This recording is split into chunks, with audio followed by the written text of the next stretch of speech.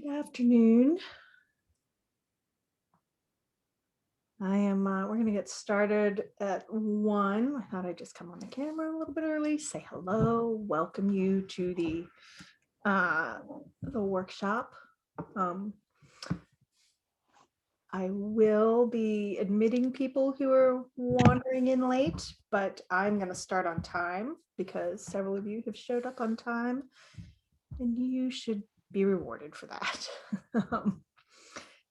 And I put a note in the chat, this is a hands-on workshop. So, and I'm going to talk about this a couple of times before we get into things hands-on, but you may want to make sure you have at a minimum a place to take notes. And I recommend that you open up LinkedIn in a browser because you will get, you can do more things in terms of setting up your profile in a browser version of LinkedIn than in one of the apps.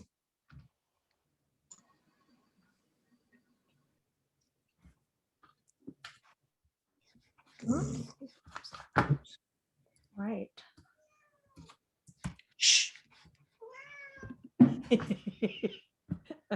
I love cat sounds. Morning or afternoon, rather. Good afternoon. Lance and Kitty. That was Merlin. Excellent. One of two. He will be probably making appearances off and on. Fantastic. That is my favorite part of the virtual or digital events is the participation of our beloved family members who don't really stay away. The entire household will probably appear at some point. It's great. All right, well, we're going to go ahead and get started. I am going to mute the lines for now, and then I will open it up for during the exercises time and the time for activities, and open it up for questions later. But just to make sure we're not caught off guard or cut off by background noises, I'm going to do that. All right, so welcome everyone. Thank you for showing up today. I promise this will be a high value workshop for you. We are going to talk about really how to leverage LinkedIn as part of your job search to land a job you love, whether you're currently looking or planning to be looking at some point. I'm going to share with you information current as of today, because I have been making sure that I'm staying on top of what's happening with LinkedIn. So I'm going to share with you 3 keys to land a job you love using LinkedIn. That's where we're headed today. I'll probably mention this a couple of times as people enter. This is a hands-on workshop, so you want to make sure you're prepared for that. And the easiest way to make the administrative changes on LinkedIn and profile changes, for the most part, is using not an app, but using the version that you access through the browser. So if you go to linkedin.com through any browser, you'll get to the version that will have most of the features that we're looking at. So first, let's make sure you're in the right spot and this is the right place for you, because I don't like to waste anyone's time. So if you are someone who is actively looking for work or thinking about looking for a job at some point, and you want to find more opportunities using LinkedIn, which everyone should be using LinkedIn today, especially after all the changes that have taken place in 2020, LinkedIn has a far greater foothold in the job search process than before. So you're definitely going to want to be using that. If you're not sure how to create an online reputation that separates you from the competition and a positioning that really establishes you as the preferred candidate or a preferred candidate for the positions you're most interested in, you definitely want to be here for this workshop. If you're worried about more competition for jobs in 2021, and really even whether you're in a field where there are few openings or many openings, it's just more competitive across the board for any position you might be seeking. So if you're concerned about that and want to make sure you're positioned to be one of the top candidates, this is a good place for you. If you want to learn exactly what you need to do on LinkedIn to make, to make it work for you today, LinkedIn is, it's changed a lot in recent years. And even in 2020, they went through some more changes in terms of how their algorithms work. So this is a good spot for you. And if you're just someone like most of us today, you're just busy, you have life, you have to take care of things, you have responsibilities, you might be working already, You might have other responsibilities. And if you just want quick results without having to invest a ton of time, this is a good spot for you. I'm going to move some stuff out of the way on my screen here so I can see more things. So let me just quickly run through our agenda for today. First of all, we're going to talk about why you should be using LinkedIn specifically in 2021. What are 3 keys you need to be applying and using in LinkedIn to get leads for not just a job, any job, but a job you actually enjoy and feel passionate about, and a job you love. And I'm going to give you an easy LinkedIn strategy to apply for your job search, and then we're going to have some time for a Q&A. So let's dive in right now. Why do we want to make LinkedIn a priority? So first of all, over 3 million jobs are posted monthly on LinkedIn. And just take a moment and let that sink in. 3 million jobs a month are posted on LinkedIn. So in addition to wherever else they might show up, that is a lot of jobs. It means if you're not finding opportunities right now on LinkedIn, or you're not finding opportunities in general, there are some corrective actions you need to take, because there are definitely opportunities out there, no matter what industry or field you're in.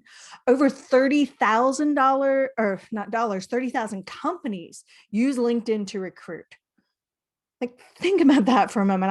I don't really know how many companies there are, but 30,000 is a lot of organizations to be actively using LinkedIn as its primary or only source of recruiting for job opportunities. And that crosses industries today. That was not true before 2020. Some industries were definitely heavy in LinkedIn, and other industries not so much. Today, everyone's on LinkedIn, which is really something that Microsoft, since they've taken over LinkedIn, has done. They've really penetrated and deepened their roots in the entire sort of job search marketplace, with everybody needing to go remote, and with the changes that came with the pandemic and sheltering in 2020, and so much being distributed and work being done virtually. LinkedIn really has established itself as a primary tool for recruiting and hiring, as well as just professional connecting. 92% of Fortune 500 companies use LinkedIn. So almost all Fortune 500 companies are using LinkedIn as part of their recruiting process. And then another interesting statistic is that in 2020, the number of remote jobs, so jobs you can work remotely on or work virtually at, increased 2.5 times in 2020. And really, that was between March and October of 2020, not even the entire year. So that number is much higher than before. And LinkedIn itself, I didn't even realize this until I looked this up, is 18 years old. It's been around for a while, and given the events of 2020, I don't think it's going anywhere. I think it is going to remain the industry leader as a respected social networking resource and job search tool for businesses. Currently, just another piece of information, it has over 722 million members globally. The last time I looked these numbers up, which was not even a year ago, it was around 620 million. So over the last less than a year, maybe 6 months, 9 months, another 100 million users have been added to LinkedIn. Now that's globally, but what that means is that many organizations are operating globally now. They're not just focusing on national work. And if you're someone who wants to work for an organization where there might be opportunities to work globally, travel globally, or even provide services globally, LinkedIn is the space to access those organizations. And so let me tell you a little bit about me before we go any further, in case for those of you who don't know me. I'm a nationally recognized executive career coach. I work primarily with leaders and executives. I have helped hundreds of clients all over the world find their epic next job since 2007. And I've been a LinkedIn specialist really for leaders, executives, entrepreneurs, contractors, consultants, professionals. That has been sort of a side effect of the work I do. Career transformation and finding the job you love is a very serious subject to me. I personally waited until I had experienced severe burnout before I made a career change in 2006 and really took seriously my efforts to find a job I love and what it took to do that. Up until that point, I was having stress-induced health issues, just from staying stuck and not knowing what I really wanted to do, what would be satisfying for me for a long time. And from not pursuing what some might consider kind of my zone of genius or my professional sweet spot, the job that I would love. I graduated with a degree in engineering, and I worked in software development and technology for in a variety of industries. And I realized recently that my technology career spanned the entire third industrial revolution, since we are now embarking on a fourth. So that was, I don't know how I feel about that. It makes me feel a little old that I could span a whole industrial revolution with my one career. But I ultimately ended up in a vice president position at a financial services firm in Chicago. I've always been, I may not have worked directly in engineering for a while, but you can't take the engineer out of the girl. I've always been a logical problem solver and very process oriented in the way that I think about things. So in 2005, 2006, I was started to get into trouble when I was realizing that I was really miserable in my job. I wasn't inspired. I wasn't satisfied. I wasn't happy. And I wasn't working at my best. I found an article in Scientific American magazine, and found one of those like a checklist on burnout. And I, who doesn't love a magazine checklist? And it turns out I scored 11 out of 12, where 12 was the worst you could score. And I had nailed 11 of the 12 points as the signs of burnout. And I realized at that moment that it was time, that this was a serious thing. And I had a real problem with my job and my career. And I needed to find a real solution, and I needed to do it now. So in 2006, the company I was working for was bought by a competitor. I was laid off, and I decided to roll up my sleeves and get to work. I felt like I was starting from scratch. But I decided it was time to figure out what I really wanted to do next, where I could bring the most value, and doing what that I would enjoy. So I persevered and I figured it out, and I found a solution. And I found a process that worked, that gave me clarity and confidence in my career choice. And then I turned that into a process, which I will share with you a little bit of today. We're walking through one step of that process. I call it the Epic Next Job System. And so I've created a process that I could then lead other people through so they could confidently determine what is the perfect next role for them in the marketplace today. Since 2007, I've been doing that with clients. I've worked with people in all professions at all levels. I've helped them go from feeling undervalued and just unclear about what the next step was to take, to go through this process and then knowing what the perfect fit next role for them, and then identifying what that looks like in the current job market, and then putting together a strategy to land that job so that ultimately they could work in a role that they would love to do, that they'd be fulfilled by, feel proud of, and earn the money that they deserved for the work they do. So that's a little bit about why I'm here. Now, in that process of helping clients, I have become an expert in LinkedIn because LinkedIn is a core element of the job search process. And there are definitely things I've discovered that you need to do and can do to get yourself seen and noticed and be attractive to the kind of job you're really looking for, one that would be satisfying for you. All right, I'm having trouble with my computer here. Suddenly it's decided it's not going to advance the slides. That's fun. Oh, there we go. Okay, so here's a few of my credentials. I share these with you because I want you to know that while I initially started out with a degree in engineering, when I made my career change, I also sought a bunch of certifications and training and credentials so that I could be of maximum value to my clients and deliver a high quality service. The other reason I want to show this to you is that if you're looking at standing out in the crowd in today's job market, getting certifications, You don't need necessarily another degree. You need at least one degree. If you don't have a degree, there are some things you can do to compensate for that, but it always is going to get in the way if you don't at least have an associate's degree. If you do have a degree, it is good to have additional trainings and certifications to show on your LinkedIn profile. It can lead to certifications like I'm showing you here, but they don't have to. So that is something to think about. Employers like to see someone who's continued to maintain professional development. And just as a side note, you can also use like YouTube videos or vendor videos, free trainings that you might find somewhere. If it's got a good title, you can get credit for that as training. And that can be a useful way to build your credentials. I have not shown those to you here. I wanted to show you the actual certifications that I've gone to the trouble to acquire. Now here's the Epic Next Job system.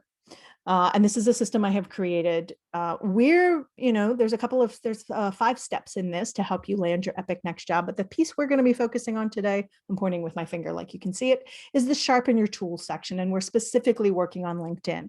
And we're going to get to that really quickly since that is what you came here for. I wanted to share with you a couple of things that my clients have said about me.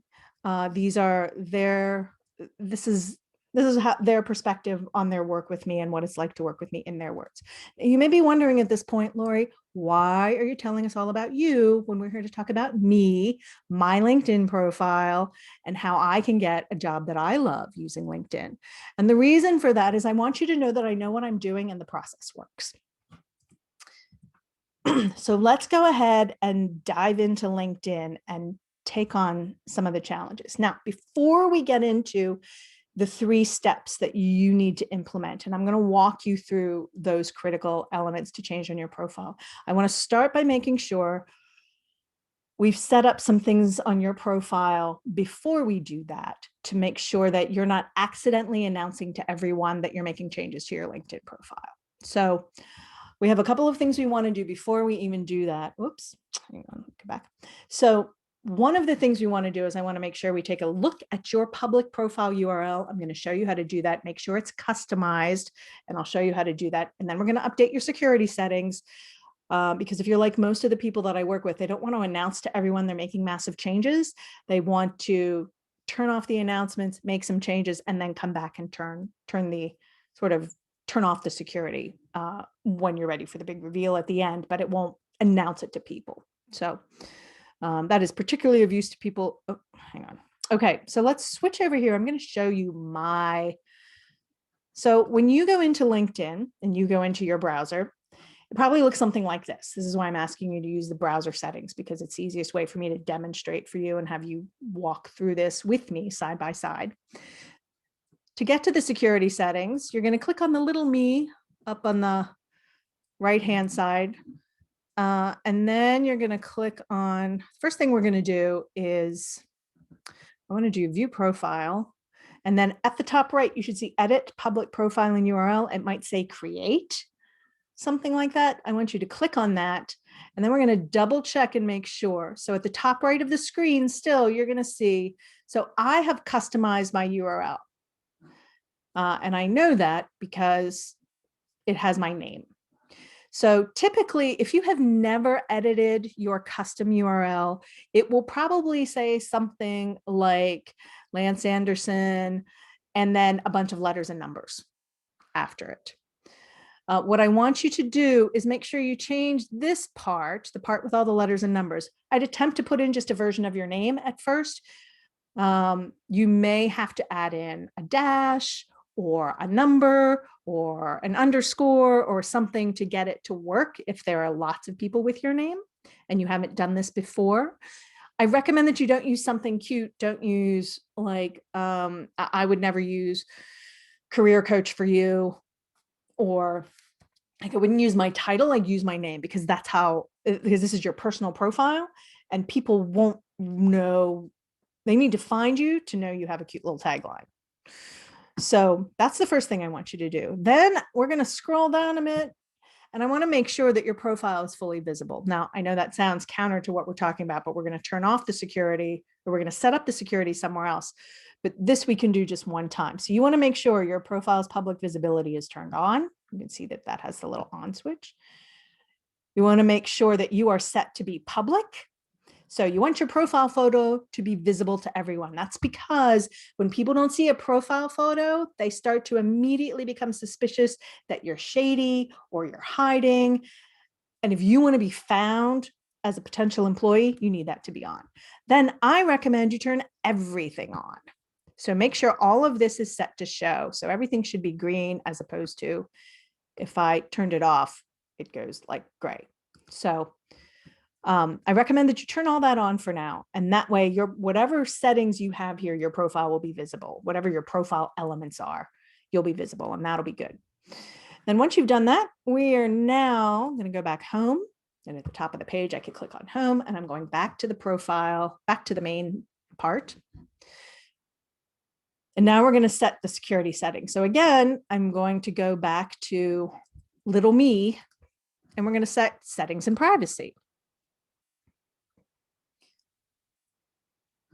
And then we're going to walk into so settings and privacy should look something like this. You're going to walk through the preferences on your left. I do recommend at some point you might want to walk through and make sure things like your name appears the way you think it should. You want to, there's not really much in here that I think in terms of sign in and security, you might want to check and make sure that your email is what you think it is. We're not going to do that right now. Where I want you to go first is visibility. And then you're going to scroll down to share profile updates with your network. And you're going to change that to no. So while we're doing our work today, we're going to set this to no. We're going to come back later and turn it back to yes. So that way your network of connections isn't going to get updated with every change we make to your profile. This is also helpful if you're creating and updating your profile because you really want to rework your whole work history and you're looking to go out and apply for jobs and you don't want anyone in your current company to be notified that you're making massive updates. This is a good setting to set, to turn off. And the other thing, I think that might be it right now. Yeah, so we're going to come back and revisit these settings at the end once we've done with our changes. So then we'll go back to LinkedIn. And now you're all set and ready to go. We've made our changes. So now we're going to dive into the crucial sections, the meat of why you're here. So in this first key, I want you to think about LinkedIn. I have a picture, an image of a newspaper here, because people who remember newspapers might remember some of these terms. And it's so sad when I say it that way. But when we remember paper newspapers, or if you think about websites today or any article you read or write today, there's a couple of concepts. We still use this term above the fold, which today means anything you see without having to scroll down. In the newspaper day, it was anything you saw without having to open up the newspaper. You just saw it on the top half of the first page. Resume writers still use this concept. It's true in LinkedIn as well. So we want to make sure that that information is the information that attracts the right fit job for you and is lined up. So that includes things like, in the newspaper, there was a headline, you would have feature articles. You might have a couple of, and the key articles on the front page were the ones that determined whether it was sufficiently interesting for you to want to pick it up and read it. On a website, anything before you have to scroll down is the stuff that communicates just enough information to let you, so you can decide, do I stay here or do I move on? The same thing is true for your LinkedIn profile. So the first part we want to look at in LinkedIn is what LinkedIn calls your headline. So really, I want you to think of the headline as communicating who you are. That is the position you're after, the profession you're in, the role you play in an organization. And then what you offer in terms of the value you bring. What are the contributions you make, or what are the benefits you offer to an organization? And then where you thrive. That's really where you're going to note some things about your expertise, your superpowers, your strengths, and maybe some specific industry experience. So your headline needs to communicate all that in essentially you have 220 characters, which in 2020, that's double what it used to be. It used to be 120, or roughly double. So you now have 220 characters to get some really useful information in. You want to use keywords. If you think of search terms and keywords, not taglines, not some clever turn of phrase, because this is something that people are going to look at. In order for them to find your page, you have to have a headline that can help you be found. So the clever tagline doesn't do you any good because they're not going to know the tagline and how it applies to you until after they find you. And we'll talk more about keywords when we get to key number 2, I believe. And then it's also going to communicate, you want to think about your job functions. What are the core things that you do, industries you serve, specialties, and then benefits. And then one of the ways that I like to think about talking about your headline is to think, I help X do Y. X could be an organization, it could be an industry. So maybe it could be a type, it could be I help clients do something, I help businesses increase revenue, I help students find research information. It can be any kind of thing, and then achieve result X. So you want to think about you're helping X do Y and help achieve result X. And we're going to look at some examples to help kind of clarify that for you. So here are some headline examples. These are all examples from a variety of different clients of mine. And I want to show you. So Kathleen, and you can see Kathleen just has a selfie that she's taken. She looks pleasant. She looks like she's having an okay day at work. That's what your headshot should be. It doesn't have to be taken by a professional photographer, but you all should have a photo and you should look like you're having a fairly okay day. But it shouldn't be pets, kids, trip to the zoo, my vacation in Europe. It should be you at work. Oh, not necessarily at work, but looking like you would if they were to see you at work, like you're kind of happy to be there. Then you'll see her headline is she went the short route. So she is not taking advantage of the full 220 characters, but she's got her profession, marketing management. That's the overall description of what she does. Creative marketing. You'll see in one of my other examples that somebody does marketing, but with a different bent. So this really lets people know what her perspective is. Marketing strategy, that's something she does that people like to know she has experience with. Project management, people also want to know that she's able to manage projects and manage things in a project-oriented way. That's true of all marketing managers. And then remote leadership. So when we shifted into 2020 and remote leadership became a quality everybody needed, she included that because she wanted to make sure people knew she already had experience doing that. She wasn't just learning. Oops, here we go. Next example. So I have Robert Wagner, and he's in a completely different kind of world. He's a senior level security, cybersecurity and technology specialist. And he's written his in a slightly different way, and he's taken advantage of more of the characters. He's got strategic executive advisor and client advocate. So right away, you know what he does. That's independent of his title. That's the role he serves. He advises executives and he advocates for the clients. Inspiring and empowering clients in security, cloud, and technology. So he's combined a couple of things here, right? Inspiring and empowering clients, that's what he does for them. That's the impact he has, the benefit he brings. And then he's got a couple of his specialties listed: security, cloud, and technology. Those are his areas of expertise. He is also an engaging speaker and does a lot of speaking on behalf of organizations and in security. So he wanted to list that separately. Relationship driven, you will see the phrase relationship, you will see the words relationship, collaboration, partnership a lot, because those are super popular keywords in 2021. So relationship driven, he is that is a skill he brings, and it's high value. So it's in his headline. Bottom line focused. So at his level, people want to know that he's able to focus on the outcome. And so he's listed that here. Another example, we have Christina, who is a retail sales professional transitioning to marketing management and leadership. So we've identified for her, she starts out profit-focused sales executive. So now you know, one, she's a sales executive, and two, she's focused on the bottom line. which lets people know that's the value she brings and the work she does. Transformational change leader, another role she has played and likes to do. I will note that for all of these clients, they are only listing things that they want to be doing more of. They don't list the skills and abilities they have that they don't want to ever do again. We all have those things that we're good at, we have experience at, and when you rather no one knew because we don't really want to do it. Those don't show up in the headline. Developed high performance sales teams. That's something she does. So that's a combination of the value, which is it's a high performance team, and then it's a contribution she's able to make or a skill she has. See, collaborative relationship builder. I mentioned that a minute ago.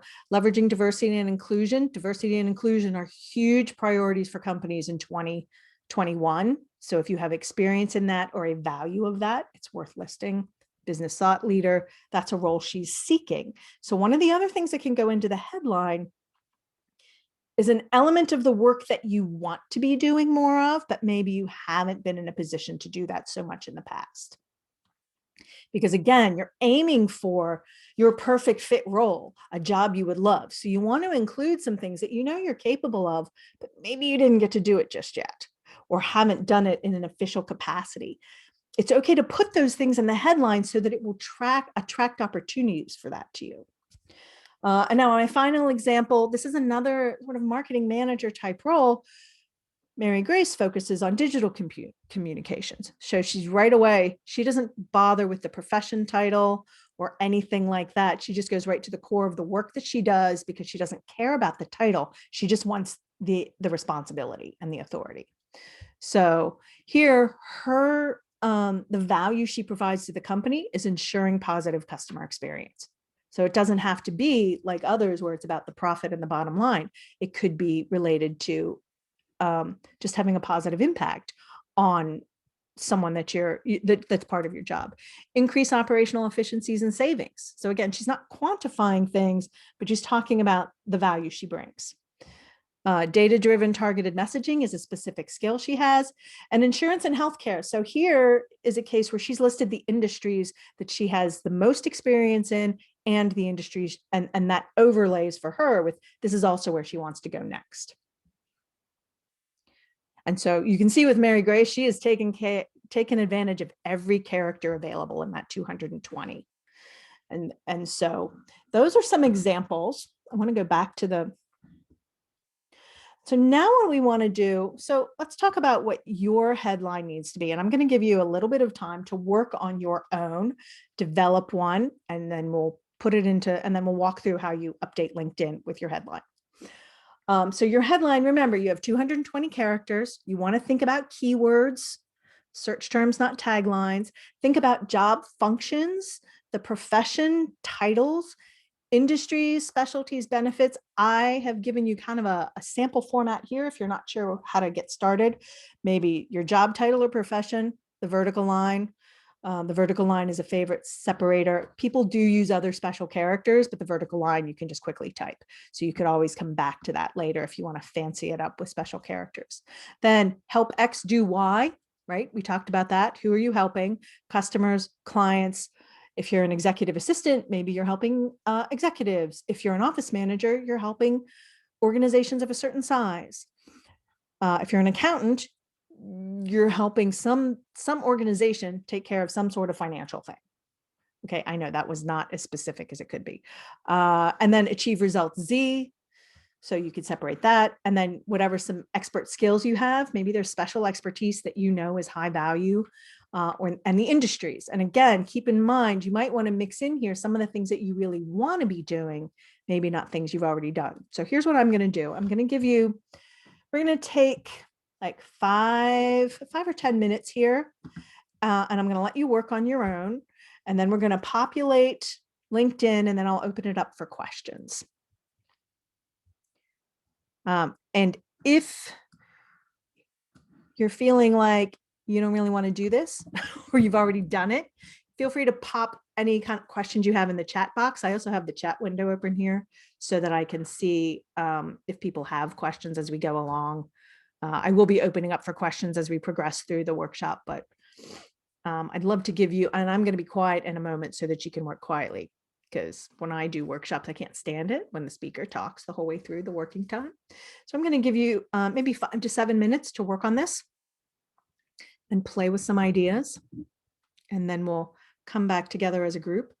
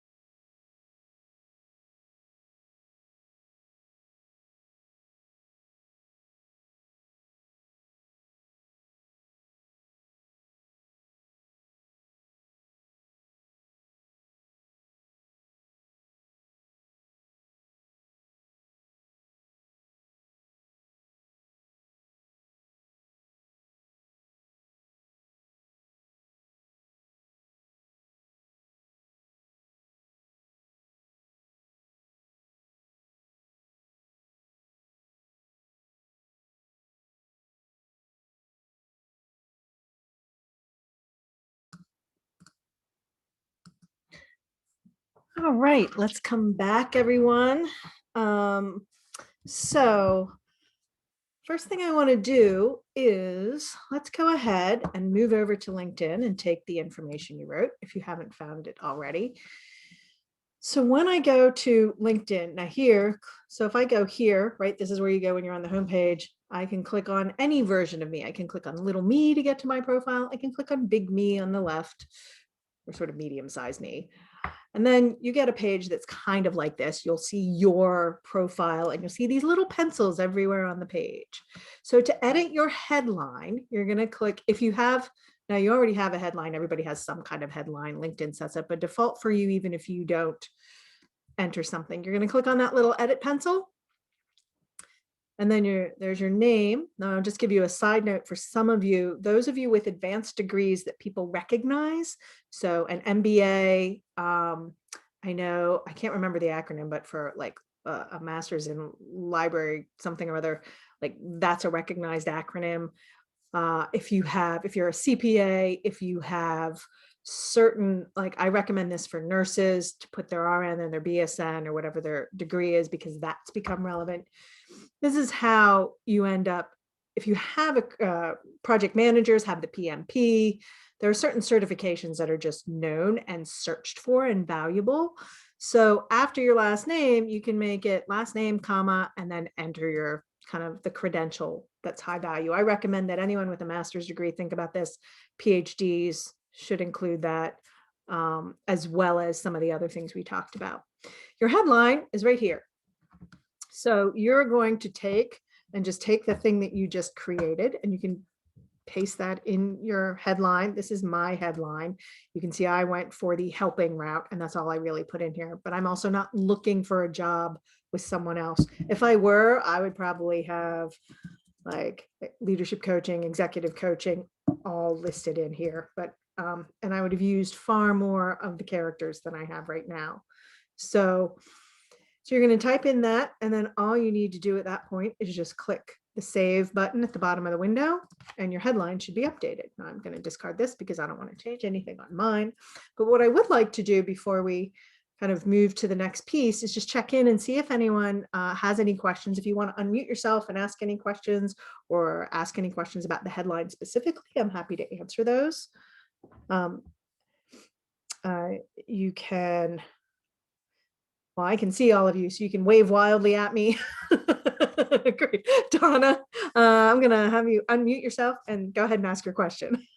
Awesome. Thank you. I have a master's in education. It's a very long title. It's Educational Leadership Management and Policy.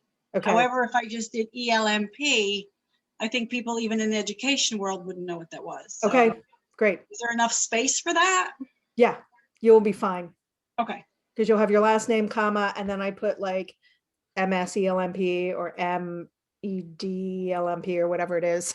Okay. Right. Okay. Yes, but there will be plenty of space for that. You can see I put in 3 whole words. So there's room for a long last name. Your last name is not that long, Okay. but yeah, I would totally put that in there. And I think that would be a definite high value element to add. Thank you. Yep. Anybody else have any questions about this? And again, since I can see you, you can wave at me wildly rather than using the hand raise buttons. All right, great. Then here's what we're going to do. I'm going to go ahead. Do me a favor and give me a thumbs up if you're ready to move on to the next piece, so I can at least see. Great. So that's what we're going to do. So we're going to go on to the next piece. So the next most important session is the about section, not session.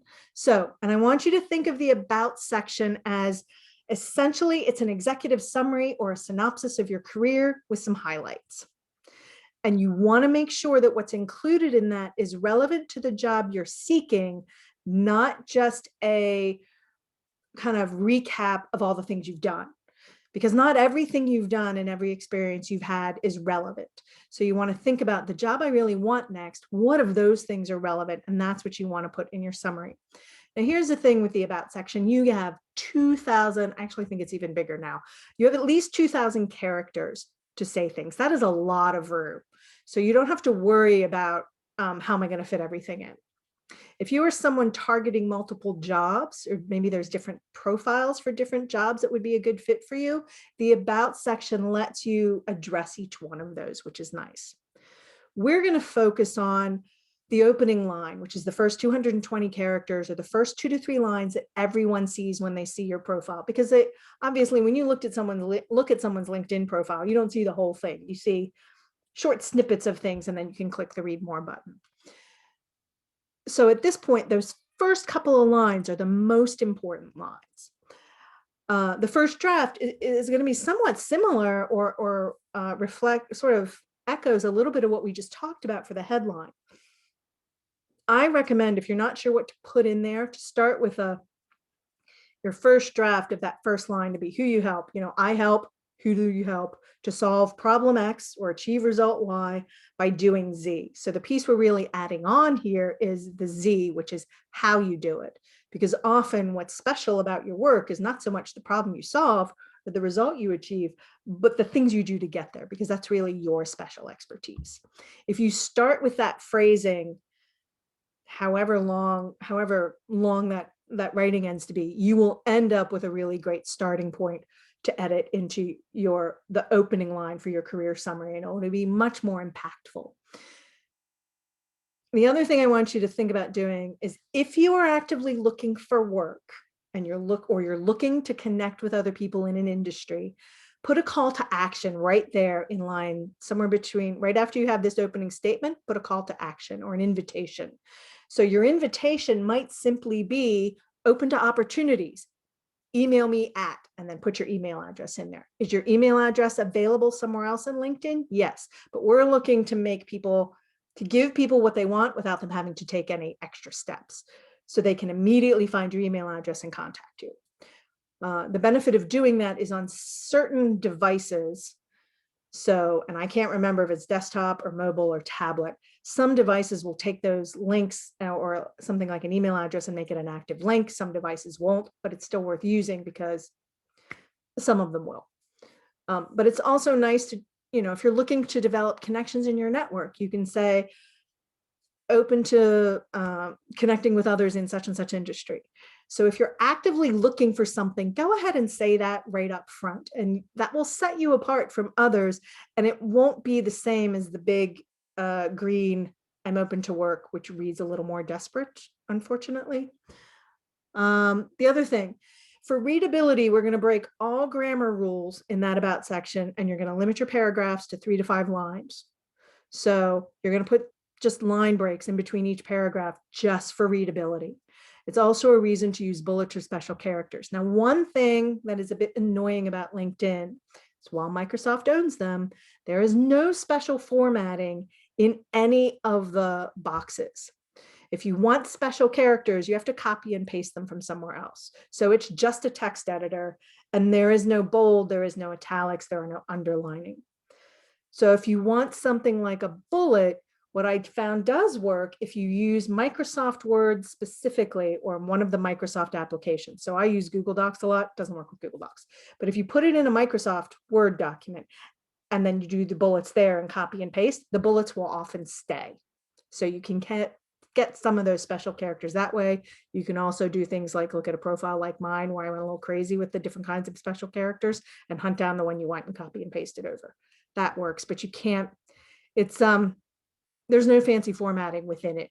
So, which is why you need to be careful with the 3 to 5 lines and then a break so that people can read it. So also think about in your summary, another thing that you can use in your summary is, if you have gone to the trouble to crafting a nice career summary statement at the top of your resume, you can start with that and copy and paste that into LinkedIn as a starting place. And then consider putting in some lists of things. Maybe you want a list of your career highlights or key achievements, again, that are relevant to the position you want next. You can list special skills. You can list your industries and experience. If you're a writer, you can list what types of writing you do.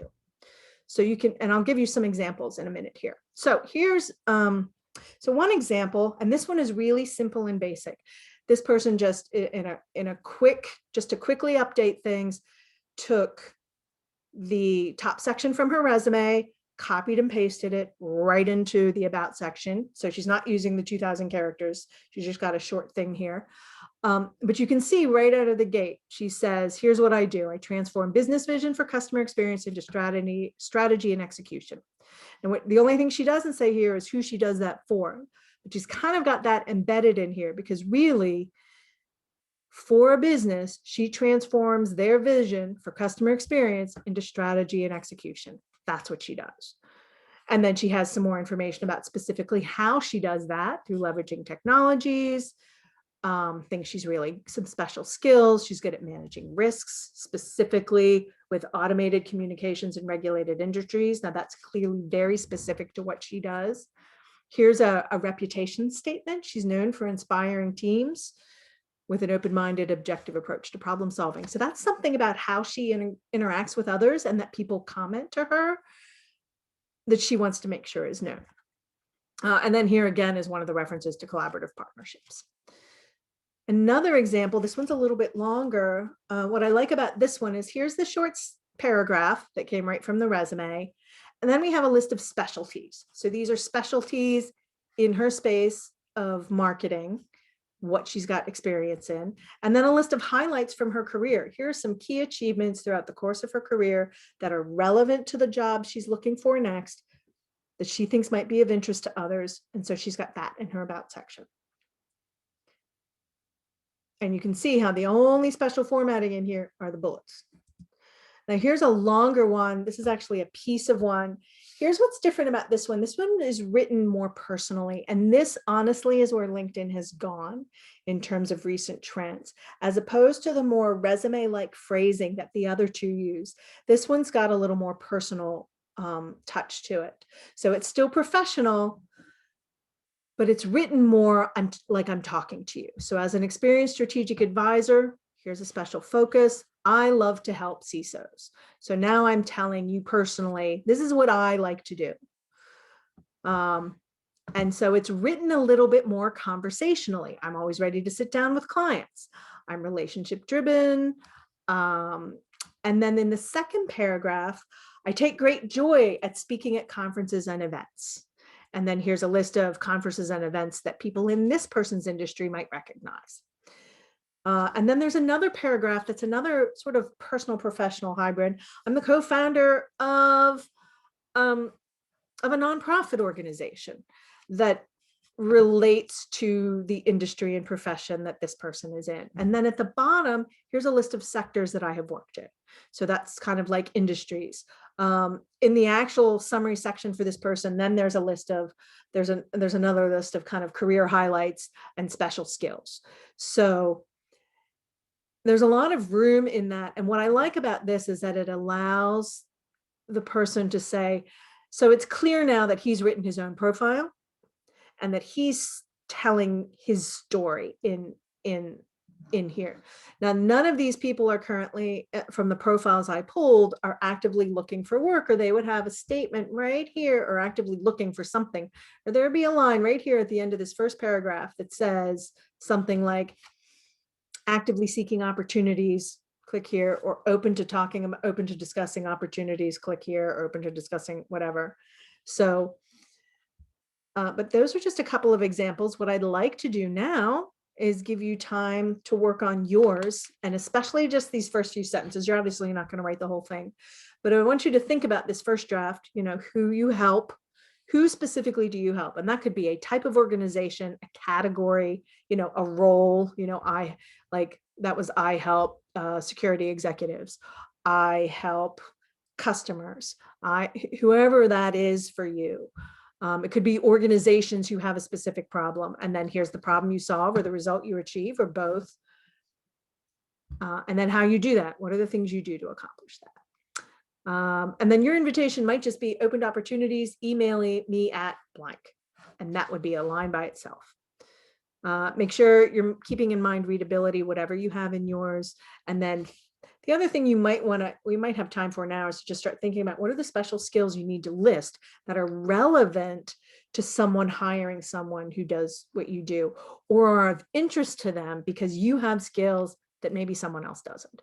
Maybe you have experience in certain industries that someone doesn't. Maybe you've won some awards, or have a reputation for things among your peers or the people who work for you or work with you that you don't really get to get credit for anywhere else, you can put that in here. So at this point, I'm again going to give you maybe 5 to 10 minutes. I'm probably going to give you 5 minutes to just think about this, and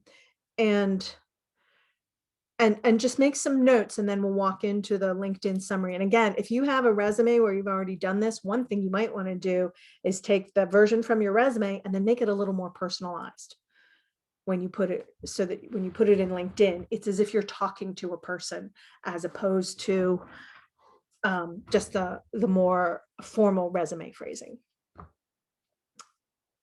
And then I'm going to give you 5 minutes to work on that, and then I'm going to come back and we're going to move ahead and also take questions. So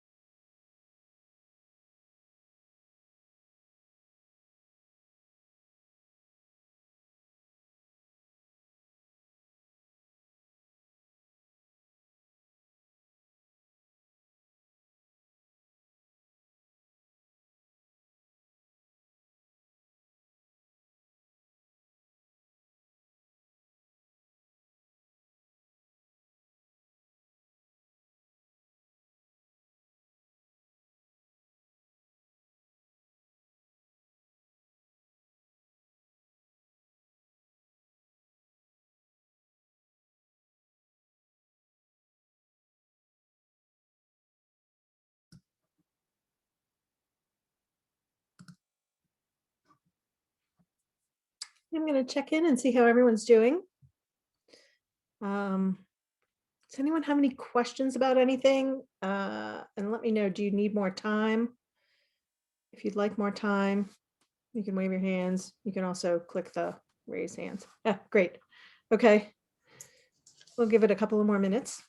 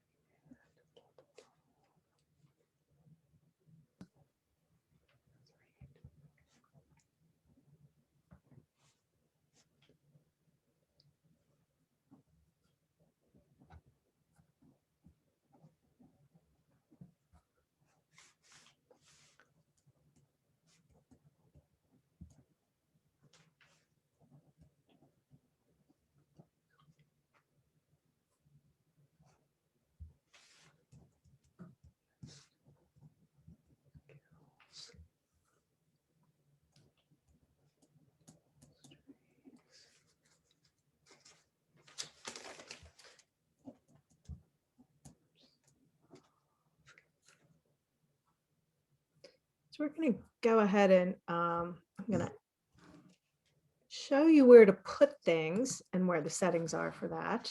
And then I would love to hear how things went and any questions you have. So if you go to your profile, which by now you probably know how to get to your profile, right? And you go to now, if you don't have an about section, you will probably have somewhere on your screen, something that like right here below my headline, I have something that says add profile section. You can come down to about, and then if I hadn't already added it, it would say summary right in there. And so once you add that, basically just click on once you have that section, you'll be able to, if you have something in there already, you'll click on the edit pencil. Here's what's something handy to know, not everybody knows, is that right at the bottom right of this corner, there's teeny little lines of that box. I can make this bigger so I can see more of it on the page. And so this is the place that you're just going to copy and paste, or you're going to enter it in and then work on spacing. You can see in mine, I've got stars, check boxes, globes, 1, 2, 3, email. Feel free to go to my profile and swipe any of the image, any of the little symbols if you want any of those. But this is where you're going to put that, and then you're just going to click save. And I'm going to keep in mind, as several of the coaches that I work with like to say, it's about progress, not perfection, and done is better than perfect. So whatever you manage to update in your profile today, it will be better than it was before. So I'd love to know though, if anyone has any, or I'd be happy to answer any questions anyone has. Or if you want to, the other thing we can do is if you want to share your screen, I can take a look at your headline and about section at this point, if you have any questions about that. So you can use the official hand raise. You can wave at me since I can see you all. Donna, go ahead and open up your line. I'm happy to answer questions. Hi, thank you again. How many LinkedIn profiles can you have? You can have one personal LinkedIn profile. LinkedIn doesn't like it if you have more than one. So now if you have business, you can have multiple company pages. Okay.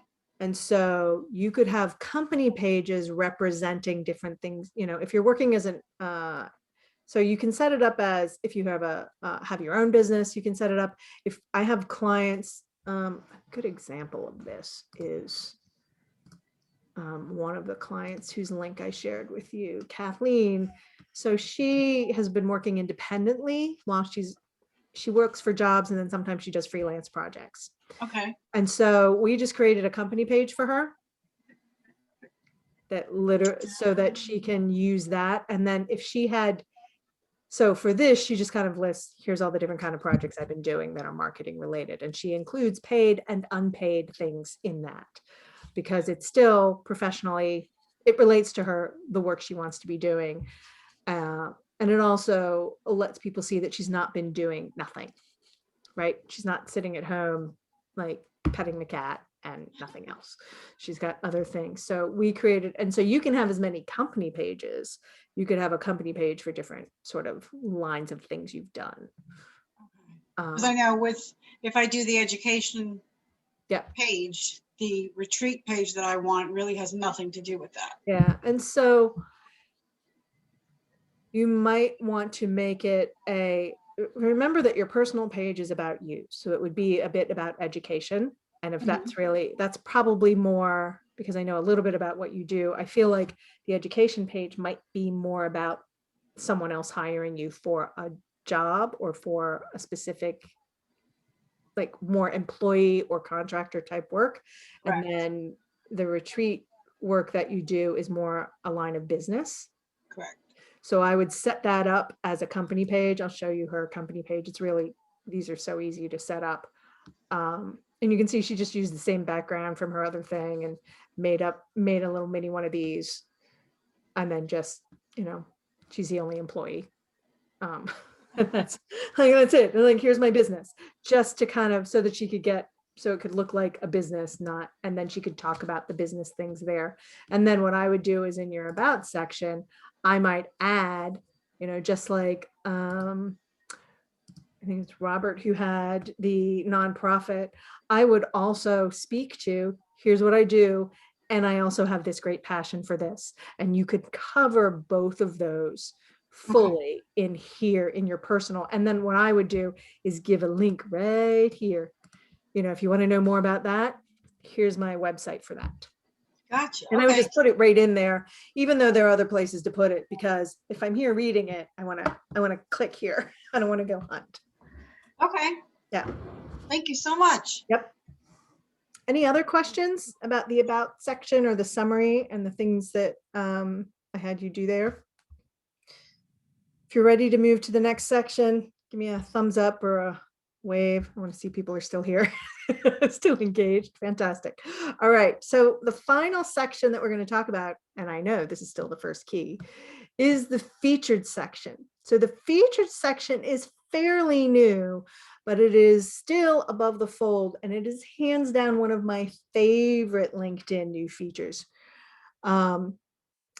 It lets you put in essentially a portfolio of your work if you wanted to. So you can have links to things you've created. You can put images. So you can take a picture. Keep in mind, your cell phone is your best friend. You can take a snapshot of anything and put it in there if you want people to see it. If someone has written you, so if you have done presentations and you want to show that, you could put that here. If you want to put a link to whoever you presented for, here's the event page. You can put that there. You can also just take snapshots of things. If somebody has written you if you have an email from someone or a text message that said, hey, Lori, thank you so much for what you did for me here. It was fantastic work. You could take a picture of it either this way or take a screenshot of just that piece. And then you could use that and just upload that into your featured section. So you can get sort of people's recommendations and testimonials, if you will, in the featured section. And I'm going to show you what that looks like, but you can pretty much put anything. So let's see, Robert's featured section, he's delivered presentations at conferences and they often have recorded those. So he's got links to those things that he and I went and tracked down all his online, where he's done things online, and just put them in his featured section. In mine, go home. I played with the featured section, so bear with me. But I take pictures. So I think this one is literally I don't know what this one was. So I will take pictures of, like, I have recommendations on LinkedIn, which is always good to get recommendations, but to see my recommendations, you have to go to the bottom of the page. And that means someone has to put in some extra effort to find the recommendations and then read them. So I'll pick the ones that are my favorites. I'll take a screenshot and then I just upload that as a feature. I also have, so if you look, now I've gotten carried away. It's good to have one or two. I have far too many. So if you see all, but I was checking to see how many you could put in. So you can see that I have some things that people said. Here's a LinkedIn recommendation. I was like, oh, this was nice. I want to take a picture of that and put it up at the top. I have articles, posts that I've made that I thought I wanted to keep.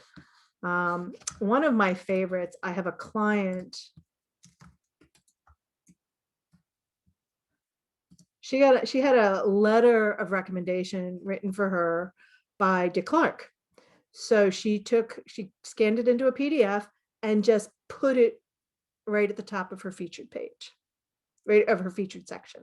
And it is her one featured thing. Because the paper letters aren't of any value anymore. Who sees those? But she was like, wait, I can scan it in. I can take a picture. I can put it right here and then people can see it. And then, so what happens, it's one of now the first things people know about her, as opposed to an interesting story she just gets to share if she gets to the interview. So you can use pretty much, so anything you think this would be interesting for someone to know about me. I have one client who I just have him constantly taking pictures of the emails that he's received from clients or from people he's worked with who say, thank you so much, I couldn't have done this without you. And we just take pictures and then put those pictures in his featured section. So he's got a list of things where people have said, this person is a great person to have on your team. So as he's applying for jobs, people can see that about him. And it's one of the first things they see on his LinkedIn profile. So that, it's a newer feature. I think it's only been around about a year, a little over a year now. So you definitely want to take advantage of it because it also gives you full control over what is said about you on LinkedIn. So you're writing a bunch of things, but now you can actually show other things. You could, if your job is a kind of job where maybe you have work samples or maybe you have a portfolio, you could put links to that in here. You could link to a website if you had a portfolio website. If you were an artist, you could do a portfolio of your work and show it that way.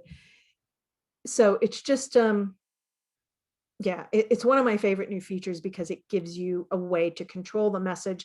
And if all you do is take snapshots of recommendations people have written for you and put them up at the top so people can find them, that's useful.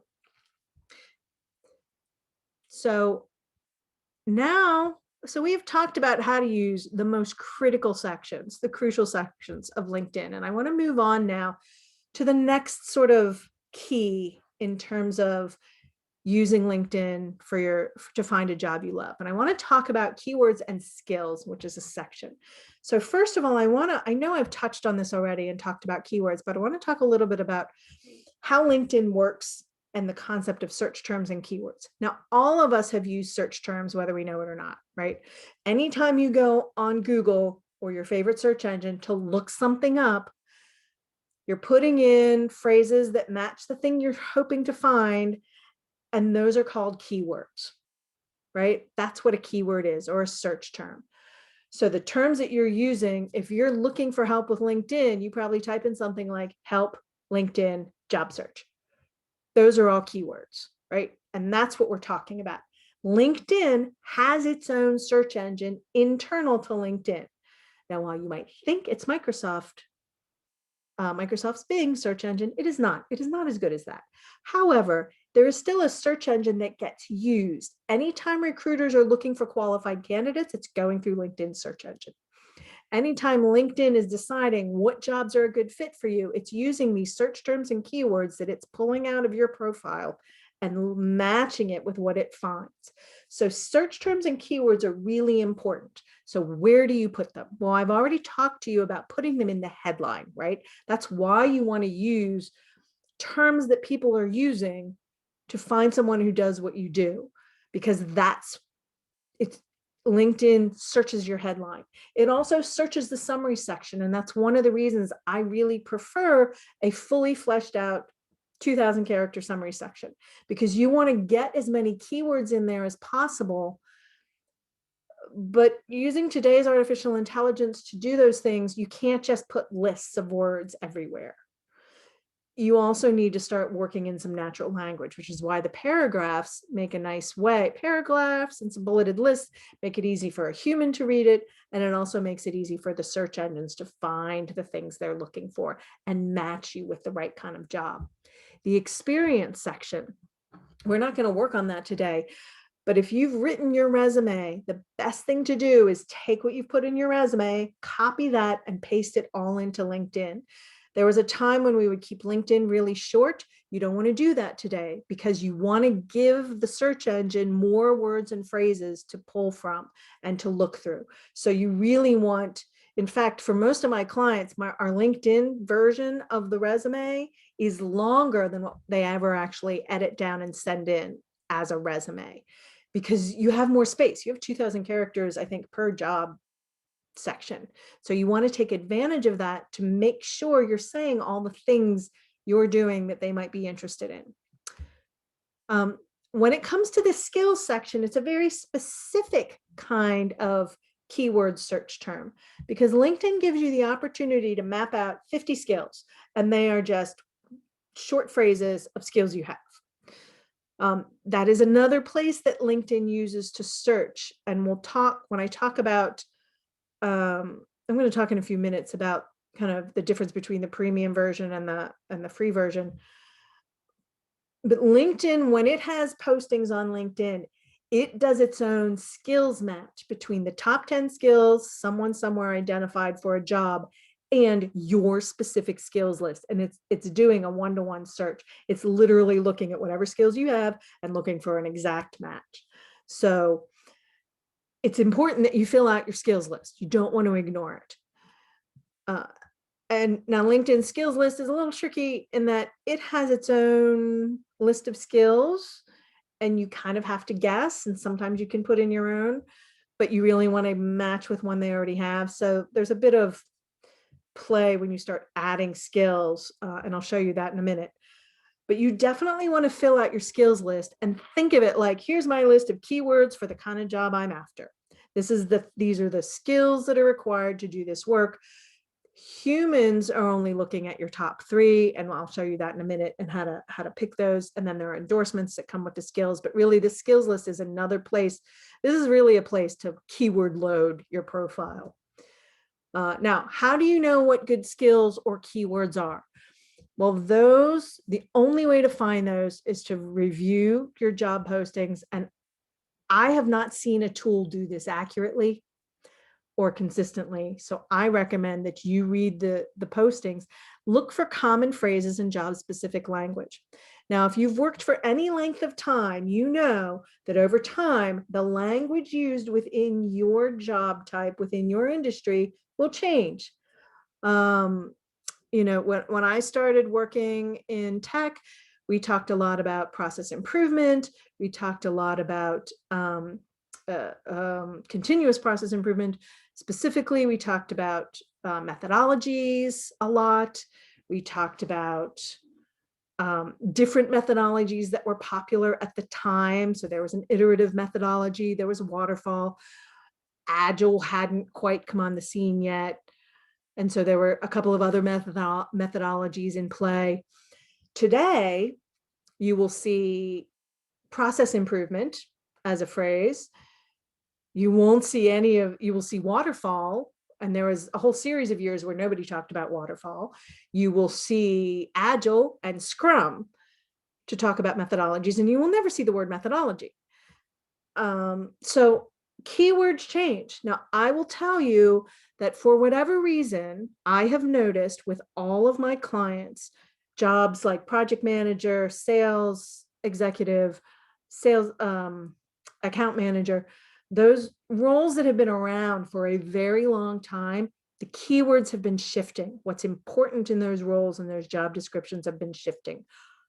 I don't know why, but I know that it's true. And so being able to look at job postings and understand the language they're using and make sure you're using similar language in your resume, in your LinkedIn profile is important, because if you say the same thing using different terms, you won't get a match. And that is very frustrating, especially when you have a lot of experience at something, because what's happening is that the tools it may be artificial intelligence, but it's not really smart. It's just a complicated algorithm. So it's not really applying actual interpretive intelligence the way a person would. And a person would look at it and go, oh, you have a lot of experience at this. I know what those things mean. The tools don't. The search engine doesn't know what it means. It just knows what terms to look for. And so that's why I'm spending a little bit of time on this piece, because it's important that you look at the postings and identify what the current phrasings are and the current terms are for the things you've known about for a while and have done for a while. Because it will make the difference in your application getting seen or not. There was one of my clients, we had everything done. She was applying for jobs. She was like, these are slam dunk jobs for me. Why is no one calling me? So we sat down and went through the job postings line by line and went through her LinkedIn profile. We made some changes throughout to line it up with the current keywords and phrasing. And that night she got called for an interview. It makes a difference. I've seen that happen with multiple clients. So that's why I'm talking about this so much. So what does that mean for you? So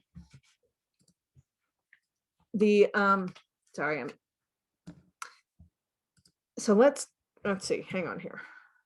Okay. And this is what I'm talking about. If you want to get more interviews, you have to use their language. If you don't use their language, you're just not going to make it through the filter, which is unfortunate and frustrating, but that's how that works. So what I want to do is give you, we're not going to work on the skills section right now, but I will show you the skills section. And the skills section is a little quirky because it works a little different from the rest of LinkedIn. You can tell I have a love-hate relationship with LinkedIn. It is not my favorite tool. However, it is the tool you need to use for this process. So if we come all the way down to skills and endorsements, right? So here's the first thing you want to know. To add a new skill, you click the phrase, add a new skill. To edit skills, you click the pencil. So I have, let's see, I don't even know that it says how many skills I have. Let's see if I can add a new skill. Oh, no, I can't. So you only get 50 and I've used them all. I typically recommend that you only have 40 in there so that you have some play in case you want to customize for a specific job you're applying for. So these work like push pins. So you will see the top 3 skills. That's what a human will see when they look at your profile. So those are important for the person who's going to review your profile.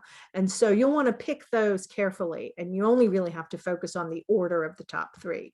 The rest are just a bunch of keywords and phrases that for me, these are all relevant to the work that I do. Now I might come down here and go, let's see, what's less relevant? I don't know right now. I'll take this one out. So I could delete this one just so I can show you how to add one in. So if I add, so let's say I wanted to add something leadership related. So I start by typing lead, and then I go in and look at, okay, what kind of leadership do I really want to talk about? Let's talk about cross-functional team leadership, and then add that in. And then when I want to edit them, so let's say I wanted to change the order here and go, let's take the resume off. That's not as important. It's really important now, LinkedIn. So these are like push pins. You have to unpin before you can pin. So it's kind of, it's very reflective of what happens if it was a board. I don't know who created it though, so it's a little frustrating to use. So there, and now those are my top skills. Now, in terms of endorsing skills, I can go to anyone's profile. Actually, I think we have to be first connections. So in order to endorse someone or for someone to endorse you, you need to be first connections. And to endorse, all I have to do is click the little plus sign. I know this person, so I'm not just endorsing them randomly. I happen to know these are skills this person has. So I just click them. And endorsements do have value because my name is associated with that endorsement. So it's always helpful to get endorsements in addition to recommendations, which are where someone I'm writing, like they handwrite, they type, right? They type out recommendations. But you want to spend some time thinking about your top 3. You can change them at any time. And again, I recommend that you load that up with 40 and keep, no more than 45, to keep 5 or 10 out in case you want to customize something for a specific job. So the next piece I want to talk about is company research and networking. So we're going to move away a little bit from the profile and talk a little bit about how to make LinkedIn work for you in terms of actually looking for the job. And I'm just going to demonstrate all of this. So you can use this to find companies and find connections and then ask for support. And this is really, once you get your profile set up, this is where the power comes in. So let's say I was going to look for a job at, it's Colgate. I don't know why I'm thinking Colgate, but let's do Colgate-Palmolive Company. So if there are specific organizations I'm interested in, I can look up their LinkedIn profile. So I can come out here and look for jobs if I want to at that specific company. But what I want to show you is if I click on people, I can find out who on LinkedIn, everywhere on LinkedIn actually, is connected to Colgate. I can also come down and see if I have any first connection. You'll see how these are third connections, which means somehow in some way I've got a connection. And then there are people that I just don't have connections to. Now it doesn't look like I have anything good. Oh, here's a second connection. That's closer. So third connections are 2 removed. Second connection would be, for example, oh, I can even see who the shared connection is. So let's go out and look at the vice president of HR in this one area. So it turns out that I know Matthew Houston, who knows and is connected to Brent Peterson. If I was looking for a job at Colgate, one of the things I might do is say, oh, hey, let me reach out to Matt and ask him to introduce me. And then maybe I could talk to Brent about some opportunities there, or just find out more about what it's like to work there, or more about how they work, or any one of a number of things. Or I could talk to him about his job. I could do an informational interview if I wanted to find out more about what he does. But that's one way, so now I don't have to go hunting. How do I know? Do I know anyone? Do I have to call everyone I know? Do I have to go through all my LinkedIn connections? I can just go right out to the place and go, oh, it's lovely. Thanks, LinkedIn. And see how I'm connected. The other thing I can do is if I really wanted to do, like if I knew I wanted to talk to someone in, let's say I was looking for, and I'm just going to go, if I wanted to see who worked there as an executive assistant, maybe. Oh, it helps if I can spell, which I cannot. Let me try that again. Let's try. I can look them up by title. And I don't know that I'm going to find it. Oh, look, I found several. This person works, there's a LinkedIn member who I'm not connected to. This person used to be, or is somehow adjacent, and I'm third connected to that person. So I can see, here's a bunch of executive assistants at Colgate, as well as at Hill's Pet Nutrition. I'm not sure how they're connected, but I can see how I might be connected to people who might be, some people I'm not connected to, but some people I have some connection. And I could work my way through my network to get a connection at Colgate-Palmolive so that I could get some help when it's time to apply for a job. Now, I picked Colgate-Palmolive at random. They're in New York, so I don't know why I think I'd be connected to them. But you can do that for any organization you're looking for. And this is available in the free version of LinkedIn. So LinkedIn connects all the dots for you to your network to say, here's how you're connected. You might know someone there, or you might know someone who knows someone there who can help you, because you're really looking for some way when you're applying for jobs. It's always good to have a connection at the company, either to find out more about the company culture, to find out about the job, to make sure it's the right fit job for you, as well as to give your application a boost and a referral once it gets, once they receive it. So that's one of my favorite things to do here. The other thing that is helpful is there's a feature, and we might as well shift back over to the security elements for a moment. We go back to security.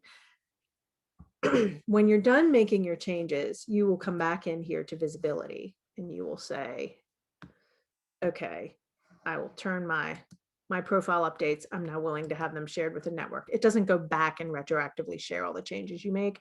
It just shares everything forward. But what I do want to do is go into this data privacy section. And in here, for some reason, under data privacy is job seeking preferences. Share your profile when you click apply. I would say make that a yes every single time.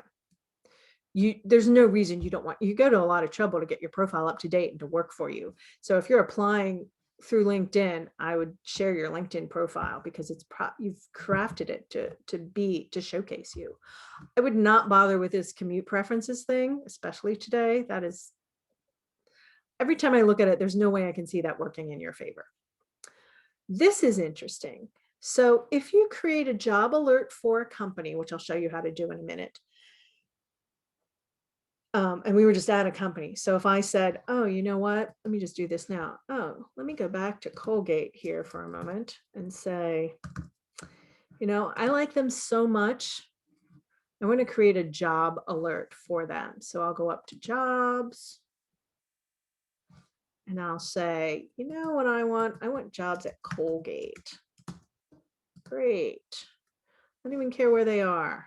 And I will turn that into a job alert. So I can search for whatever and say, yes, I want to make that a job alert. Now, I'm not going to actually do this because I don't really want to get notified of jobs at Colgate. But I could put more specific things in here. What kind of job type, what kind of experience, whether I want remote or not. And then in the settings, so here's what happens. I do that and I've created an alert for companies. I can now let the recruiters know for those companies I create an alert for that I'm interested in them. That will boost me up in the light. It gives me more, I am more likely to have them reach out to me because I'm interested in them and I have an alert for them if they find a job than otherwise. And the reason is people want to know you want to work for them, not just a company. So if you've set up an alert, they're already know that you're interested in them. And then they already know that you're far more likely to respond positively if they reach out to you and say, hey, we have this opportunity that might be a fit. So this is always a good setting to turn on when you're starting to look for work.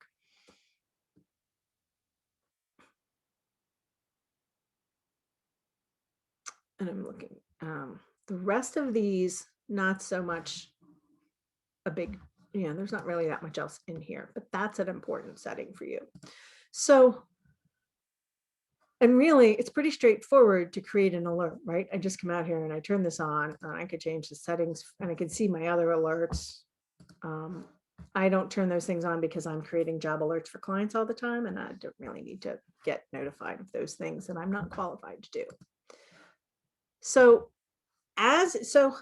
if you have a list of target companies, which is a really good idea as in support of your job search, who are the places you know you want to look? Where are the places you know you want to look? Then you can use LinkedIn in the way that we just looked at to find connections. Now, there's another thing I want to show you. And I think it's actually, I have it set up as a bonus section, but I want to talk you through this for a moment.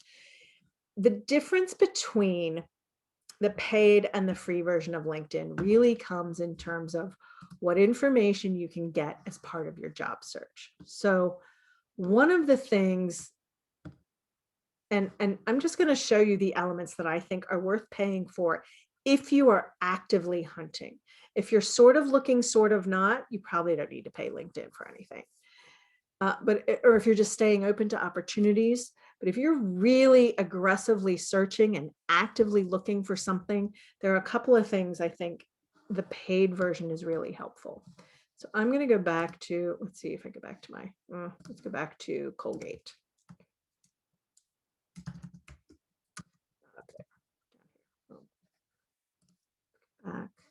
Go back to Colgate for a moment.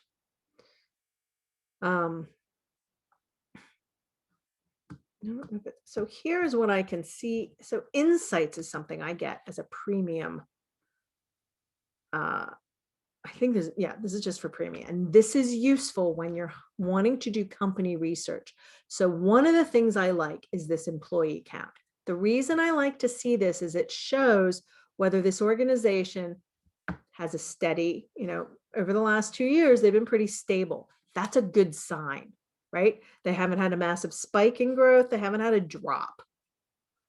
I had a client researching a company and we noticed that all of a sudden there was this big plummet over the last few months, which indicates a bunch of employees are being laid off. Well, based on that, she immediately went, yeah, I don't want to work for a place that's struggling and having trouble in that way. I don't want to go somewhere where a bunch of people are just laid off and they bring me in. That's never good. It can tell you if they're growing or, this is pretty flat. Flat means stable, right? So that can be very appealing. It also lets you know how many employees there are. So that's a quick snapshot of that, which is helpful. Median tenure means that they don't have a high turnover rate because people are there for 6 years, which is not bad in today's job market. So that's also good to know. It's like, oh, people stay there for a while and then they move on. So they're not staying forever, which can tell you that it's not too stuck in old ways. So there is turnover, which means there will be opportunities there at some point for you. And they're not leaving really quickly, which is a sign of, oh, that's not a good place to work. People don't like it. They come, they do their thing, and they leave. You can get a sense of how the company is distributed in terms of job function. New hires, you can tell where their new hires have been. So all the new hires here have a really little tiny bit of senior management and then other. So this is not particularly telling. But you can get a sense, so if this was all senior management, that would be concerning. That would mean that they're going through some kind of massive change, and you would want to know that. You would want to know that they're, if you hire a ton of senior management all at once, that means your organization is about to shift direction in some way. That would be important to know before you get hired. So this can be helpful. And then if you're actually looking, so I'm going to go out and look for a job. Let's see. I don't seem to have anything else. Let's see. Let's go look at things I might apply for. So let's take PwC executive coach. So I can see I have one connection who works there. That's interesting. I might want to reach out to that person if this was a job I was interested in. If we come down here, there should be, there we go. Here's the premium information I can see. I can see that I'm already, without doing anything, in the top 25% of applicants. I can see how many people applied. Now, here's the part that I was trying to explain to you earlier. So I know that right now, with my skills list the way it is, I am missing 1, 2, 3, 4, 5 skills. I have 5 of the 10, and this is a direct, so these, they match to my skills list. Now, if I had these skills, and I do have some of them, I have, I can't read that. Let's see, what does that say? If I can see what that is. I have program facilitation skills. I have organizational design skills. I have talent management skills, and I have business process skills. I just don't have HR. So what I might do if I was really interested in this job is to go back to my profile and then remember I told you to save like 10 skills just in case.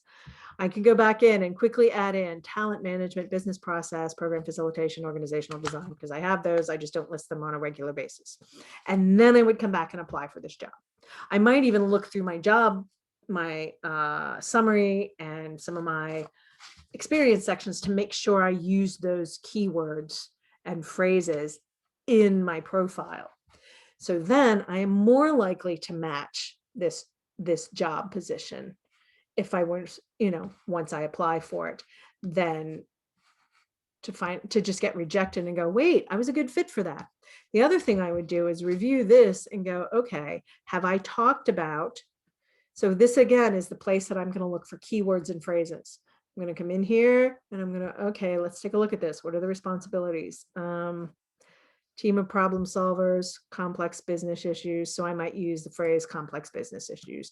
I certainly would work in strategy to execution. That phrase I already know would be high value as a key phrase. Anyone looking for disruption and improving and evolving, those are probably phrases that they're going to be looking for. So I would make sure if I describe that in a different way, I would use this language to talk about that. I certainly know value proposition is definitely a key phrase. People don't use that in everyday language, so I would work that in. So I'd come in and I'd look in here for, okay, what do I need? What are the words and phrases I need to make sure I'm using to be considered for this position? And so I would come through the job posting and look for these and go, what have I talked about already that's like that, but I talked about it in a different way or expressed it in a different way. I would use the job posting to help me rephrase what I'm doing. And I would do that before I submitted an application, because that will weight me a little more heavily in the, yes, she's a good candidate. I also might go through this and go, oh no, I don't want to do this at all, in which case I would probably walk away. But that's not what we're talking about. We're talking, if I decided this was a really good fit for me, that's what I would do to get seen for that role. And that's really where kind of all the pieces start to come together, because then you could go, so this is where you would make use of the skills list. Now, again, some of these features, the job posting you can see with a free version, but if you're actively applying for jobs and really wanting to target specific roles, I would invest in the premium version for a couple of months so that you could get this data, because it really does help you target your search a little more effectively. Okay, so we have talked about a bunch of different things here. We've talked about the crucial sections, and I had you update those on LinkedIn. We talked about keywords and skills and how that really works together and how to make use of the skills section. We talked about how to leverage LinkedIn for your company research and the job search. The one thing I haven't shown you yet is the job search setup piece, and I will do that in a minute. We talked about really networking in the context of specifically for your search and how you can find people who can help you get into the organizations you're interested in. And then we talked a little bit about the free versus premium option. Before I shift into opening up for questions, what I do want to show you is this other piece. So if we're back, I'm going back to the homepage on LinkedIn, and I want to, let's see, it's really in the, they moved it, sorry.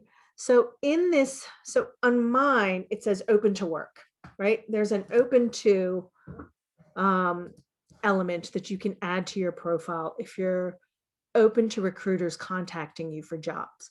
So you'd want to check and see your settings on that, and then click on the edit pencil.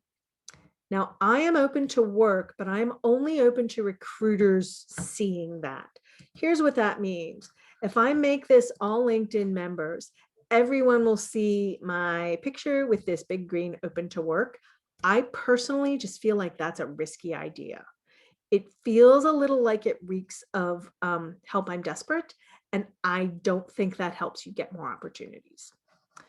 So I much prefer to keep this to recruiters and then really target, this is information you are targeting specifically to recruiters who are using the recruiting version of LinkedIn to find candidates. You get 5 job titles, use all 5. So, and this is a guessing game with LinkedIn. You're going to have to pick and choose what job titles there are, but I recommend you use all 5 when you're looking for opportunities. Job locations. Now I put in several major metropolitan areas because I intend to work remotely, and that doesn't really matter to me. You can, and they now have an open to remote work checkbox, which works better than their other options. So you can indicate an area, if you just want to stick local to where you live, and then check that you're open to remote work. That works as well. Anyone who lives in Chicago knows that there's a difference between the city metropolitan area or the greater Chicago area, which includes the suburbs. The same is true for all metropolitan areas. So start date. Then this is the, I apparently have not checked this. So I think I've opted to not check because I didn't want to influence what they're doing. If you're actively hunting for work, you want to make it immediately. I'm actively applying. Otherwise, I'm just casually browsing, which is really more what I am. Job types.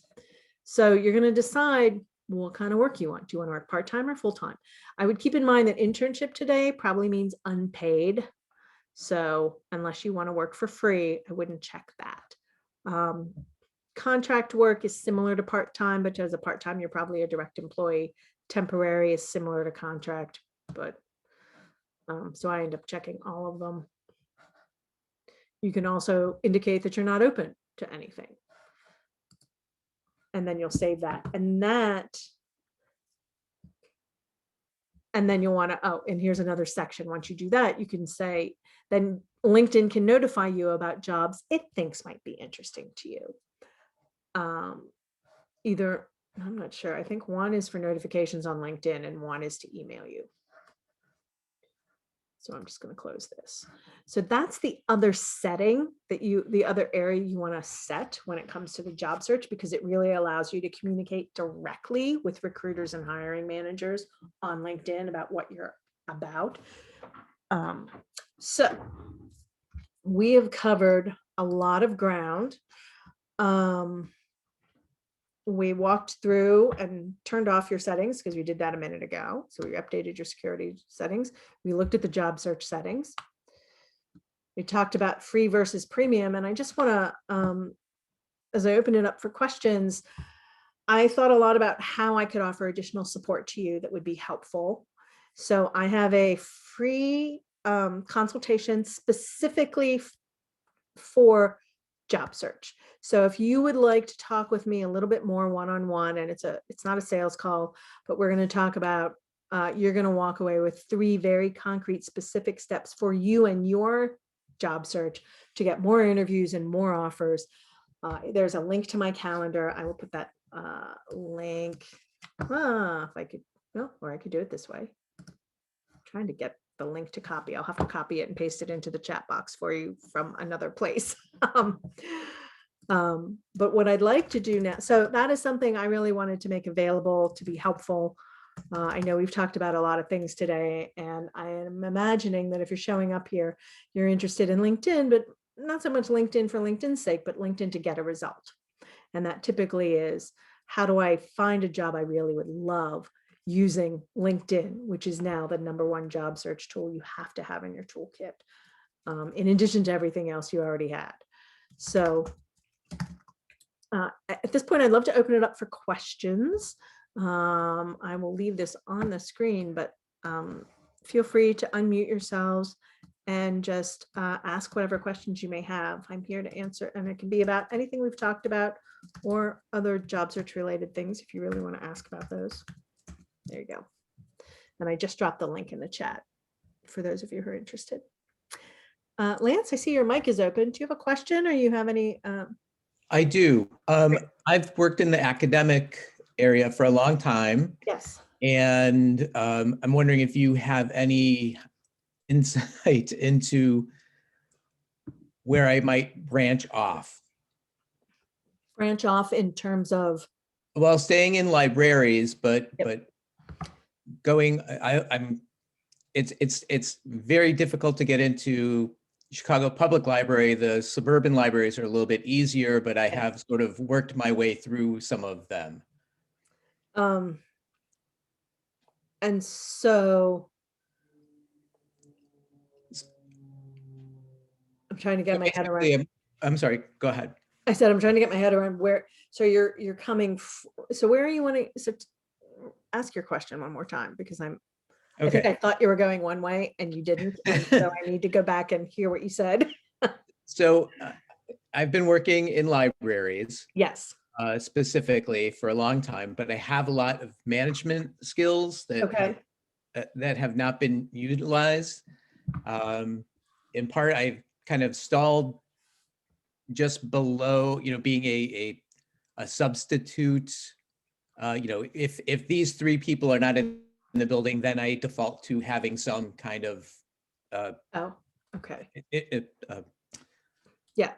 I know what you're saying. No, I gotcha. I'm following. I'm tracking. So how can I, first, my one question is, how do I explain that I don't want to be an executive? I don't want to be a director. I want to, I like to be the rank and file guy. Yeah. Without making it sound like I'm being lazy, and because I know what I want. I want to work with the patrons. I don't want to work with the director.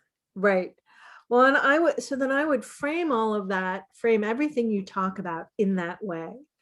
I would frame it in terms of the benefits to the patrons, the benefits to the users of the library, whoever else you're working with that's not management. So there might be, I don't know who else that would be.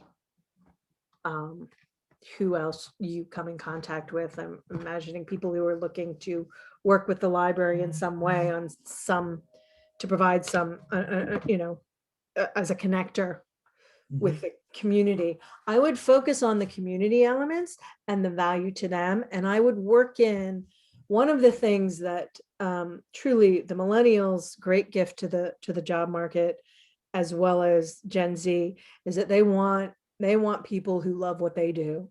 They want passion and enthusiasm. So that means that we now get to and should put in language around what we love, what we enjoy, what we're passionate about into our LinkedIn profiles and resumes, which means you can talk about, and I would focus on your preference and your enthusiasm for helping them achieve specific results. So I would talk about the things that you like about the responses they have. I mean, obviously you're probably not going to talk about days when somebody complains, but when it goes well and you get to help someone with a thing and I'm imagining there are specific stories and outcomes that have just brought you pleasure, like when you get to help them directly and aren't, that you're out front and in the trenches. And I might use terms like that say, I like being in the trenches and working with people face to face and one-to-one, even, whether it's virtual or in person, it's still, where I'm helping individual patrons accomplish their individual goals of learning something, finding information they didn't know could be found, getting excited about certain stories. And I would put language throughout your LinkedIn profile in the summary in it, as well as in the rest, and even in the headline that talks about this is the part that brings me the greatest joy. This is the thing I love, having this impact, because that will, without having to say, I don't want that, it will clearly communicate that this is what I want. Great. And this is where I am best used. This is where my skills shine, is in this, in the rank and file. That sounds less glamorous, but in the one-to-one, one-on-one, in the day-to-day with the patrons. Great. Thank you. Yep. Very thankful. Very, very direct. Great. Any other questions? Donna, Lori, Judy? All right. Well, I want to thank you all for being here. If you decide to take advantage of this call, I look forward to talking with you. I'm hoping this was valuable for you. What would be really helpful for me, if you, before we hang up here, if you'd be willing to just come on the audio and share with me one thing that was really valuable to you that you're taking away from this.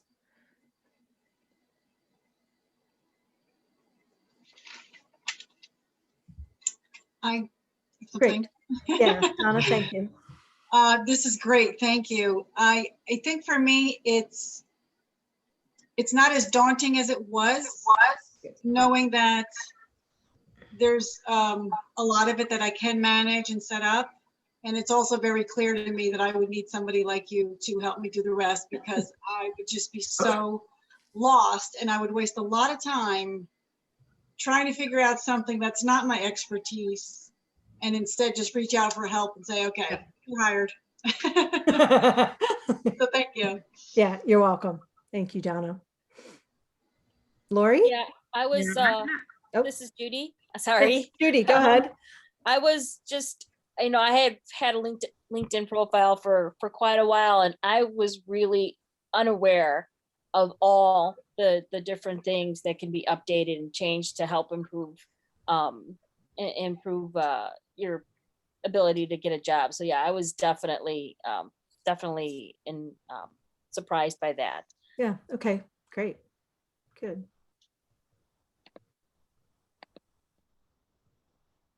Lori? No? Not actively looking, but I wanted to learn about LinkedIn. So you helped me with that. Good. And like my son's aunt had one time sent me a thing for LinkedIn, probably 5 years ago. Yeah. But I never really checked it out. Yeah. So she probably, now I see how she would have been using like the Oh. second generation or second and third, you know, Yeah. person or whatever you were talking Yeah. about. Right. Great. So, yeah, it's interesting. Yeah. Good. Thank you. Mhm. Lance, what about you? I know I'm sort of asking. No, I think I'm good. There's a lot of information here that I'm going to go through again. Okay. And Great. but the skills list is something that I have compiled, but it's kind of old at this, so I'm going to definitely Yeah. refresh that today. Yeah. Good. this Super. next week. Great. Awesome. Thank you. Thank you as well. Yeah, thank you. Yeah. Penny, I see you're here. Do Yeah, you- I am here. I've been in and out. Oh, I I had know. a ton of reference questions and stuff, but thank you for doing it. And that was I kept thinking, this is an hour long. Wow, she's really going on. Boy, this is getting really long. Wow, there was a lot of stuff in there. Yeah. Thank you. I thought it was really good. What I Good. heard was really great. And just so you know, because so everyone can hear, your check will be in the mail on Monday. Thank you. You're welcome. Witnesses and everything. Fantastic. Thank you so much, Penny. I love this library, and I'm glad this is valuable. All right. Thank you, everyone. Have a lovely rest of the, oh, and it's still sunny here in Chicago. Well, woohoo. I don't know how long that's lasting, but I would go at least stare at it. Go stand outside and stand in the sun and get a shadow or something. Lori, thank you. I You're will talk to you welcome. later. Okay. Bye-bye. Bye, you guys. Bye.